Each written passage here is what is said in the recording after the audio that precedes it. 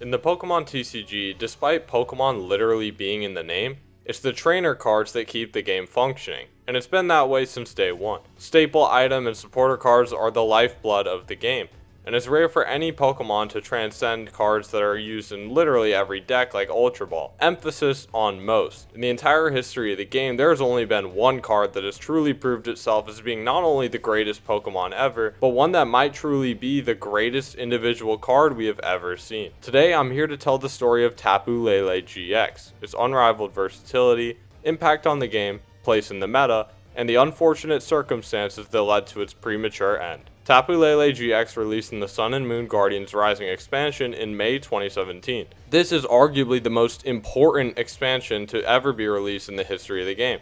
Not only were there practically infinite playable cards and good cards in this set, but also some era-defining cards that truly changed the game, like Trashalanche Garbodor, that's said to have literally saved the Pokemon TCG, and of course, Tapu Lele GX. This card has to have some of the best attributes ever printed on a Pokemon card. First is the HP. 170 was a nice number to have back in the 2017 meta, since it survived one Steam Up boosted Volcanion EX Volcanic Heat, one Lapras GX Blizzard Burn, and an 8-item Trashalanche from Garbodor, among many other attacks. Next, this card has no weakness. This is highly unusual, since not only does Tapu Lele have many weaknesses in the actual video game, but the most prominent other cards without weaknesses were the other Tapu Pokemon and some niche old Pokemon like Spiritomb and Sableye. Even other legendary Pokemon have weaknesses like Arceus and Necrozma, but for some reason this was omitted here. This was huge, since it meant that no weaker attacks could cheese a one-shot on your Lele, which would usually be sitting on the bench. Speaking of that, now we get to its ability, Wonder Tag. This is the same ability as Zoroark EX had, and more recently on Lumineon V's Luminous Sign. It searches your deck for a supporter card and puts it into your hand when you play Lele from your hand onto your bench. This ability, as we also saw on Lumineon and Zoroark, is game changing, since any deck can take advantage of it. It can find you a setup supporter to start the game, like Lily, Bridget, or Professor Elm's Lecture. It could find you the game-winning Guzma or Lysander to take your last few prize cards, or it could do both in the same game. This ability is insanely impactful, but that's far from where this Pokemon's great attributes end. Its attack Energy Drive does 20 damage times the amount of energy attached to both active Pokemon for 2 colorless energy. Sound familiar? Mewtwo EX from the Black and White era dominated the game with this attack, winning 2 world championships as arguably the best all-out attacker ever. And now this same attack was being put on a support Pokemon. However, it actually isn't the same attack. While Mewtwo hit for weakness with it, turning the format into a war of who could one-shot the opponent's Mewtwo's faster with their own, since Mewtwo is weak to itself, Tapu Lele doesn't hit for weakness or resistance, however. Not hitting for weakness is obviously a big downside, since there were a lot of relevant psychic weak attackers like Garbodor, Buzzwole GX, and Necrozma GX running around. But not hitting for resistance added extra damage otherwise lost when hitting into relevant Dark-type Pokemon that would otherwise resist the attack, like Zoroark GX, who we will be getting to later. Anyways, the attack is great. And since Lele had high HP and no weakness, it was a safe, cheap, and very threatening attacker with a DCE attached, dealing a solid 2-shot on all popular 3 energy attackers like Volcanion and even Mega Rayquaza if you had Choice Band attached. I think the easiest way to explain how game-changing this attack was is to look at Lugia EX, who has the exact same attack as Tapu Lele. Since Lugia can't hit for weakness or resistance anyway, being a colorless type, and everything else about the attack is the same. The worst spot to be in as a Pokemon card is to be a card that has a better alternative that not only does your job better, but does even more on top of that to provide more value. This is why practically nobody uses Youngster as their shuffle draw supporter when Iono is around, and why hardly a single soul would ever consider using Shauna with N legal. So now consider Tapu Lele, who has the same attack, same HP, but has no weakness, unlike Lugia, who's weak to one of the most common types in competitive Pokemon, Electric. Especially with Tapu Koko GX having just released in this same set, and Magnezone being able to attach infinite lightning energy from your hand to your Pokemon, which was still legal. But on top of being a better user of the only attack Lugia usually used, Tapu Lele also provides infinitely more value per game than Lugia because of its ability. So you end up in a situation where Lugia, one of the game's most relevant and cheap attackers at the time, was about to become basically unviable with Lele legal. There's no reason to ever use Lugia over Lele, since Lele does the job better and does more still. And with Necrozma GX releasing in the next set Burning Shadows, who had an ability making it immune to colorless Pokemon, it isn't hard to see how Tapu Lele was already changing the format. So, this Pokemon was incredible for your deck's consistency in the early and late game. It dealt insane damage considering it was mainly used as a support Pokemon, and its once per game GX attack provided some extra utility for decks that could take advantage of it. Tapu Cure GX heals all damage from 2 of your bench Pokemon for just 1 psychic energy, which could be completely game changing if used in the right circumstances. Imagine your only powered up attacker gets hit and is at low HP, and you can safely switch in Tapu Lele, throw on a psychic or rainbow energy and heal all the damage, forcing your opponent to have Guzma to bring back that attacker, and you'll force them to deal even more damage to finish it off now. Also, as I'll touch on in a little bit, this meta was mostly built around 2-hit knockouts, so potentially having access to a knockout denial was great, especially since it was only 1 energy and really easy to switch in with the prevalence of Guzma and Floatstone in the format. While not always used or even useful, this attack never hurt to have access to for decks that could potentially use it, and especially considering all the other positive value provided by this card, this is a very nice bonus. So I've basically just described a Pokemon that can do anything. It's a basic Pokemon that can support your deck by consistently enabling you to safely start and finish games with this ability. It can pivot into an attacker for just 1 energy doing really high consistent damage. It isn't a liability to leave on your bench, and it's also even difficult to knock out when it's in the active spot due to its high HP and no weakness. And on top of all of that, it also had the potential to swing the outcome of a game with its GX attack healing all damage from 2 of your Pokemon. When this card first got revealed, initial reactions were crazy. This card was being hailed as game-changing and even meta-centralizing 3 months before the card even became tournament legal. However, when that day came and Tapu Lele was legal for the first time, it somehow exceeded every expectation. The first tournament Guardians Rising was legal for was the Austrian Open, where Tapu Lele was literally in all 8 of the top 8 decks. Yes, 100% usage in the top cut in its first ever tournament. It was in literally every archetype, from the winning Mega Rayquaza deck to Turbo Darkrai to Raichu Lycanroc and Decidueye GX. Even Trashalange Garbodor decks were playing 2 or 3 of them. Speaking of Garbodor, next up is the infamous Seattle Regionals 2017, the first regional championship of this format. This is the results page for the event. Now, the obvious thing to gather is that Drampa and Garbodor are appearing at an abnormal rate.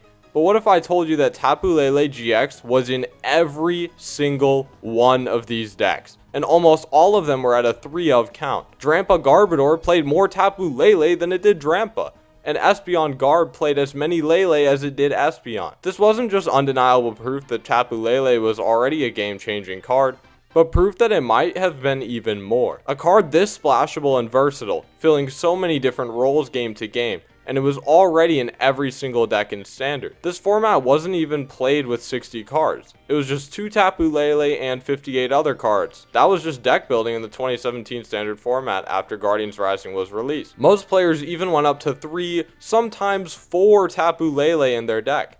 It was everything, and it was about to become even more.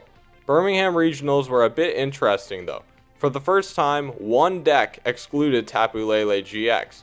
Volcanion. This was because the deck relied on an EX based engine, using Hoopa and Shaman EX for consistency. And Lele wasn't usable as an attacker since the deck didn't play DCE, and you didn't want to waste your max elixirs on Lele. And Lele wasn't that necessary for consistency since you could draw so many cards with Shaman, and it was easier to search out Shaman multiple times with Hoopa. However, to nobody's surprise, all of the top 16 players included at least 1 Tapu Lele, most of them at 2 or 3 of. The new Vikabulu archetype played at least 3 Tapu Lele as not only an easy way to find the Bridges supporter and set up, searching your deck for 3 Pokemon that aren't Pokemon EX that are basics and benching them, but also as a secondary attacker that could easily 2-shot Pokemon that Tapu Bulu just quite couldn't get the 1-shot on. At Madison Regionals, it was the same story. Everybody was using this card. Most people now up to at least 2 in every list no matter what. Despite not playing it initially, even Volcanion players started using it. Like in Azul GG's top 8 list that played 0 Max Elixir and 0 Trainer's Mail. And with no Shaman either, since it was so much of a liability, Lele was great for finding that early Sycamore or N, and also helping to find the game-winning Lysander to close out a game. Despite most results not being properly tracked back then, from what we do have access to, at my best count, Tapu Lele was in about 99% of all deck lists, a usage number that even Versatility EX would see as unreachable. NAIC 2017 was an interesting event to say the least, and Tord Reklev took it all home with a Drampa Garbodor deck that played 4 Tapu Lele GX. He had more Tapu Lele than he did both of his main attackers. This was called Drampa Garb, but it was basically Lele Garb with a few Drampa, since Lele was not only the best support Pokemon in the game, enabling the deck to set up every game, but it was also a great third option as an attacker if Drampa was too hard to get going, or if the opponent was playing very hard around Garbodor. However, there were 2 decks in the top 16 that actually didn't play Tapu Lele,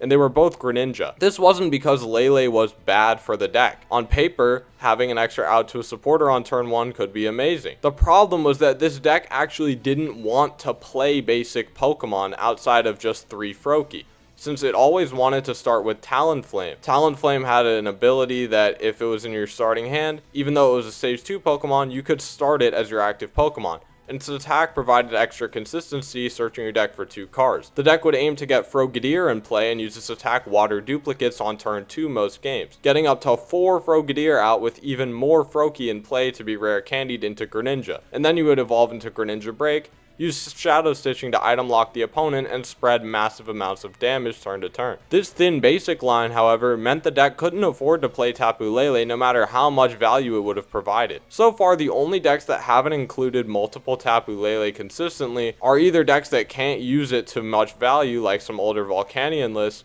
or decks that couldn't afford to play any basic Pokemon like Greninja. Basically, if you weren't playing Greninja, Tapu Lele was a must-have in your deck, and if you played DCE, then the count could go as high as 4. The next event in Liverpool saw Lele in literally every deck except Greninja again, still at about a 98% usage rate overall, which is still unfathomable for one Pokemon card to get. You would expect a trainer to reach that mark, like Ultra Ball, but for a Pokemon to be used in about 98% of all deck lists is just insane. After Liverpool, we were on to the 2017 Pokemon TCG World Championships, where the new set Burning Shadows had just become legal, with game-changing cards like Necrozma GX and Golisopod GX, as well as Guzma, which, I mean, that card's just okay. Do you want to take a wild guess how popular Tapu Lele was at this tournament? Well, it was in literally every single deck list that we have access to from the event, including the only Greninja Break deck, funnily enough, an archetype which would almost never run the card. But even at Worlds, it decided that its only chance to be crowned world champion was to play the best card in the game. As you probably can decipher, Tapu Lele won the 2017 World Championships, and every single one of the top 8 decks played at least 2 Tapu Lele.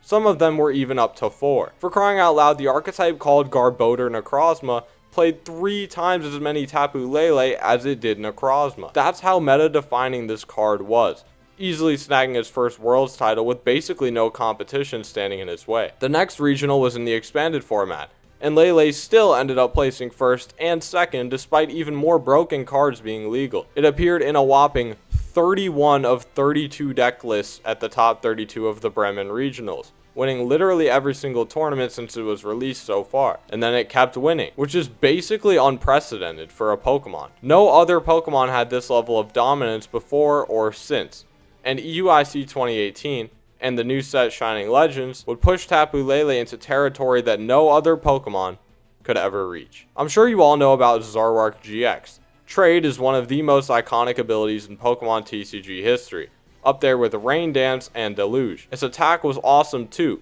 and the one prize Zoroark with Mind Jack was also a great add-on. Tord Reklev won the entire event with a deck known as Zoropod, but it played more Lele than it did Golisopod, which was the main beat stick attacker of the deck. With Trade, you could afford to use non-draw supporters like Guzma or Acerola pretty much every turn. And with Tapu Lele, you could always get the supporter card you wanted on the turn you wanted it.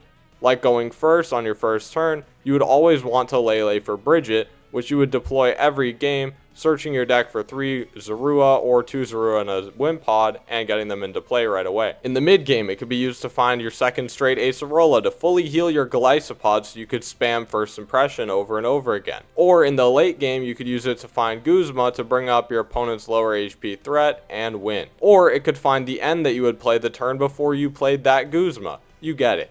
Lele unlocked the deck's potential, saving deck space otherwise needed for nest balls and extra supporters, being capable of attacking and abusing the Acerola loop itself due to its 1 energy attack cost and solid bulk, and being invaluable at winning the game after getting hit with a late game end, finding the Guzma that won you the set. This deck is just poetry. A perfect 60 cards. A perfect 60 cards that worked so well in unison it's almost frightening. Able to beat literally every deck in the game no matter what, even supposedly bad matchups. Zoroark was here, and it was here to stay for a while. Zoroark and Tapu Lele then won the next major, and the next, until Drampa Garb won, which also played multiple Lele to nobody's surprise. And then to absolutely nobody's surprise again, Tapu Lele won every major for the rest of the format, including the Oceania International Championships when Tord Reklev once again took it all down with a Zoroark GX variant that played 3 Lele. It's not even worth going over any tournament anymore because it was literally all of them.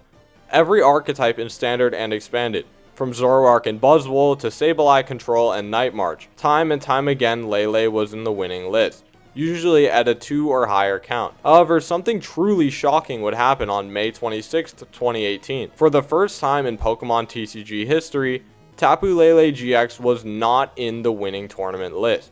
Instead, Greninja Break won. This is truly unprecedented. Tapu Lele won every single event up to this point. Was this the end? Of course not, are you kidding me? It was in every other list in the top cut, and it wasn't even good in Greninja anyway. Not to mention the deck actively avoided playing too many basics in their list. Of course, Lele would go on to win every single event for the rest of the season afterwards, including the North American International Championships where Stefan Ivanov and Tord Reklev dueled in a Zoroark mirror match, with Stefan's Garbodor ultimately pushing him over the edge. The World Championships would roll around, and to the surprise of no soul on Earth anymore, Tapu Lele won the event, with every top 8 player using the card. It became clear after 2 straight Worlds with almost every top archetype abusing Tapu Lele, this wasn't just any old support Pokemon like Octillery or Magcargo. This was truly a card unlike anything in the history of the game. However, following Worlds, Tapu Lele would lose its second ever regional title, where Caleb Gedimer played a full 1 prize deck with Baby Buzzwole and Garbodor. Yet another 1 prize based deck that actively avoided putting extra Pokemon into play as part of its main strategical advantage. This means absolutely nothing, of course, but it's worth mentioning since Lele won almost every event, featured in every archetype, from Ultra Malamar decks and Zoroark to the newly released Blacephalon and Naganadel. This card was a staple to everything. Lele would actually lose its 3rd regional to a Sylveon control deck that once again aimed to not bench any Pokemon outside its main attraction. After winning about, 10 more events in a row, Lele would lose its 4th regional to a Tapu Koko spread deck that once again aimed to rid its board of multi-prize Pokemon, meaning Lele was off the table for it. Still, no big deal. It won LAIC in a Zoroark GX control deck, although a Lele-less Gramble deck did place 2nd at the event. It's kinda crazy to me how I have to structure this video. Instead of highlighting when Tapu Lele did well and won tournaments, I literally can't do that because the video would be too long. So the only thing I can do is point out when the deck either fails to win the whole tournament or almost doesn't win. Truly remarkable. Anyways, Tapu Lele would do the unthinkable at OCIC 2019. After winning almost 25 majors in a row, it finally lost its first finals of the International Championships. This Zapdos single prize deck would go on to win. Seeing a pattern? 25 plus major wins in a row before Lele failed to win another event. Its 5th. But it also lost a 6th right after. This time a Zapdos deck won Sydney Regionals and a Charizard deck with Welder won Santa Clara. You could argue that Lele should have been a 1-of inclusion in this deck along with some Ultra Balls to have more outs to Welder, but Kianamini rolled the dice with some Nest Balls and just 4 Welder, 4 Pokegear, and it worked out for him. Ian Robb won a regional in Wisconsin in a Blacephalon list with 0 Lele shortly after, but this was around the time that Lele was about to have a big crash. And by big crash, I mean it would fail to make the finals of an event for the first time ever. at a Sweden regional, with a single prize Zapdos Ultra Beast deck winning and a Fire Toolbox deck coming in second. This was the start of the Tag Team GX era, and Tapu Lele was still a great support option for all multi-prize decks, especially decks built around Welder. Welder is one of the best supporter cards ever, providing incredible energy acceleration and draw power to any deck that played fire energy, and Tapu Lele made finding this supporter easier. At this point, Tapu Lele had now failed to win about 10 tournaments in its entire 3+ years of legality, which would be astronomically impressive for any card to achieve, let alone a Pokemon. But Tapu Lele was something different, and it once again proved that at NAIC 2019. Where Stefan Ivanov took down the whole event again with Zoroark GX, in a checkmate style build with Persian GX and Dugong. But it still had 2 Tapu Lele for more outs to a turn 1 Lily and or a game winning Guzma later in the match. Although I didn't cover it, the standard format had rotated out the X and Y era of cards after Worlds 2018. So Bridget was gone and Lily had become the dominant turn 1 supporter, which either made the demand for Lele slightly increase or stay about the same. However, shockingly, NAIC would be Lele's last dance. As we all know now, the 2019 World Championships would use a brand new post-rotation format, and Sun and Moon base set through Shining Legends were all illegal, which included Guardians Rising, and of course, Tapu Lele GX itself. If I had to guess, this mostly occurred due to the tag team Pokemon synergizing too well with older cards like DCE, and I think Pokemon wanted a fresh start for the World Championships to usher in the tag team era. Wasn't that a great idea? It's kinda sad that Lele didn't have a chance to win Worlds a third time, and if I had to take a wild guess, if it had been legal and not emergency rotated out right before, it would have won the tournament. I mean, it literally won NAIC right before Unified Minds released. With how much the meta shifted and the deck that ultimately won Worlds, I'm 100% sure Lele would have been able to clutch out a third win. But unlike Versatility EX, it will never have a third chance. However, this actually isn't where Tapu Lele's story ends. It turns out when you have the ultimate support Pokemon, it's bound to be essential to most decks in the expanded format too. It actually just won a tournament a few months ago in a Regidrago V-Star deck at the Champions League expanded event. I'm not here to get too deep into expanded, but this screenshot of the top 16 results should tell you all you need to about how quote-unquote balanced this format is. Now it's time to prove once and for all that Tapu Lele GX is the greatest Pokemon of all time. First, its presence. It was the entire format year after year, and it was in almost every archetype at one point or another, and played a pivotal role in the success of every deck it was included in. It was also super centralizing, with cards like Lugia EX and Jirachi EX becoming obsolete overnight in their respective formats. And otherwise niche cards like Bridget and Mallow broke out as either a format staple or a pivotal piece to an all-time great deck. Second, its dominance. Tapu Lele didn't win about 20 tournaments in Standard in a 3-year time window, winning every single event outside of those few. It won every single international championship except for one, and also never failed to win the World Championships. For reference, Versatility EX couldn't win the World Championships in 2024, despite winning every international it's been legal for so far. This is, in my opinion, the greatest tournament history of any Pokemon in the history of the game. Shaman EX, another broken support Pokemon in contention for the GOAT, failed to win one of its 3 World Championship opportunities in 2017, and it wasn't always the dominant force that Lele was for its entire legality, while also being nowhere near as versatile and splashable as Lele, with low HP and no offensive presence. Another contender often thrown around, Radiant Greninja, has never won the World Championships, and it had 3 opportunities, despite being actually the closest card to Tapu Lele ever, with close to as much splashability, support capabilities, and offensive firepower. Whatever Pokemon you try to throw out there as being the GOAT, Tapu Lele takes the crown. And unless Versatility ends up in the conversation sometime soon, I don't think it's going to change for a while. I hope this video proved to you once and for all that Tapu Lele GX is definitively the best, like no one ever was. Thanks for watching. If you enjoyed, please consider subscribing. It would mean a lot.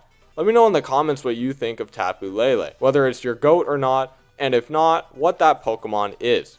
Anyways, take care, have a good one.